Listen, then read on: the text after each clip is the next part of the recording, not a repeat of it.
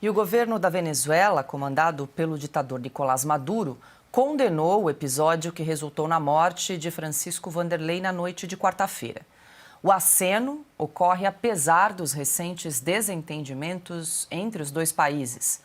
O comunicado oficial emitido pelo regime chavista diz o seguinte, abre aspas, a República Bolivariana da Venezuela expressa sua enérgica condenação contra os recentes atentados do dia 13 de novembro de 2024, ocorridos na Praça dos Três Poderes, na cidade de Brasília, que tem como objetivo estremecer a paz do governo e suas instituições, manifestando sua absoluta solidariedade com o presidente Lula e todo o povo brasileiro, fecha aspas.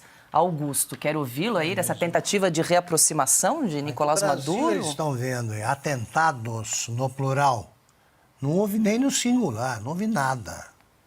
Não houve nada. Vamos lá. Esse cadáver era o cadáver que eles esperavam para fingir, para explorá-lo, né? E fingir que o Brasil é outro. Eles não conseguem ou não querem enxergar o Brasil real. Depois, o passado não passa, né, para eles. Aqui é assim.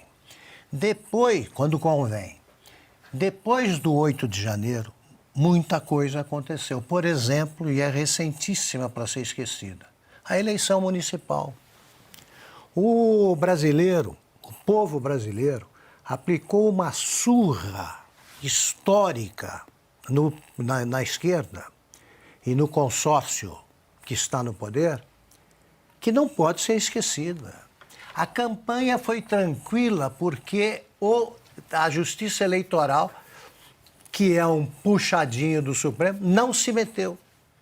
Foi uma campanha onde os candidatos trocaram acusações, como sempre, tá? Duelaram, disputaram o poder. E a direita, os conservadores democratas tiveram uma vitória ampla, histórica. Foi esmagado o PT e os seus satélites. Essa campanha deixou claríssimo que o brasileiro não precisa de babá de marmanja, ele escolhe o seu candidato sozinho e bem.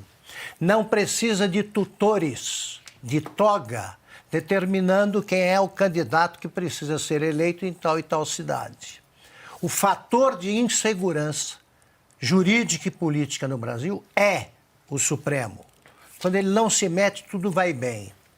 Então eles precisam recriar o Brasil crispado, que foi uma obra na eleição presidencial do Alexandre de Moraes, tendo seus como comparsas os demais ministros, eles precisam recriar isso aí para justificar os inquéritos secretos, os pontapés diários na Constituição, e agora existe uma regência trina, né, como no Império, formada pelo Barroso, pelo Alexandre de Moraes e pelo Gilmar Mendes.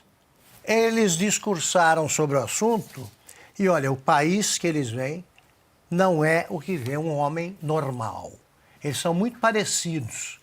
A cabeça deles anda muito parecidas com a do suicida, que eram evidente, que viviam evidente desequilíbrio mental.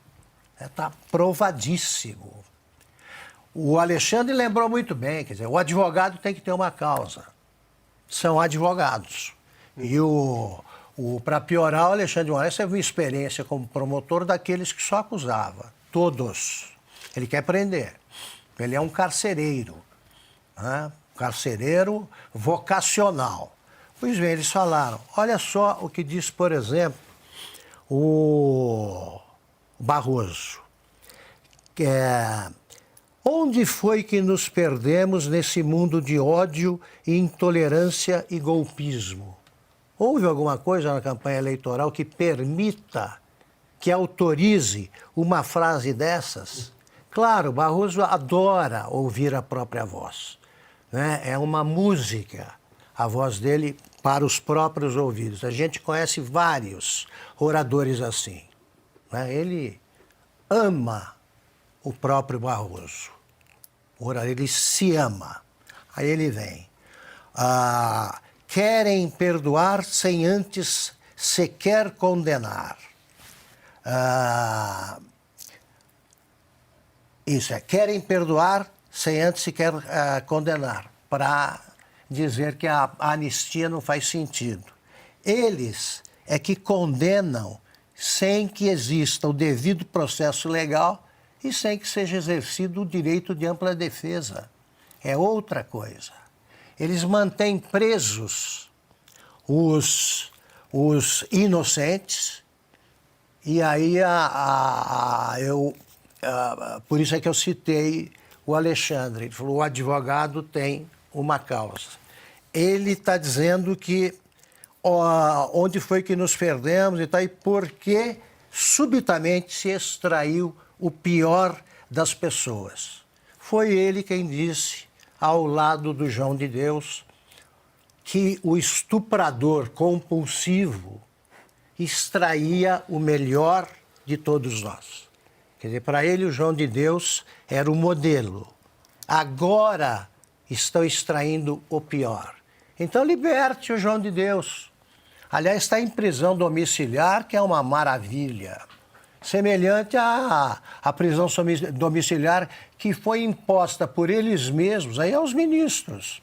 Não saem de casa, enxergam outro país. E eu lembro, Alexandre, que o grande Sobral Pinto, que seria tido hoje como um otário por dizer coisas assim, ele dizia que o primeiro juiz do caso é o advogado. O advogado não pode aceitar uma causa que vai obrigá-lo a mentir. Ninguém pode dizer que um assassino não é assassino, por esperteza. Você pode tentar, pelo menos é o que disse o grande, repito, Sobral Pinto, você procura atenuantes, você tenta abrandar a pena, mas não mente. Os ministros do Supremo mentem o tempo todo.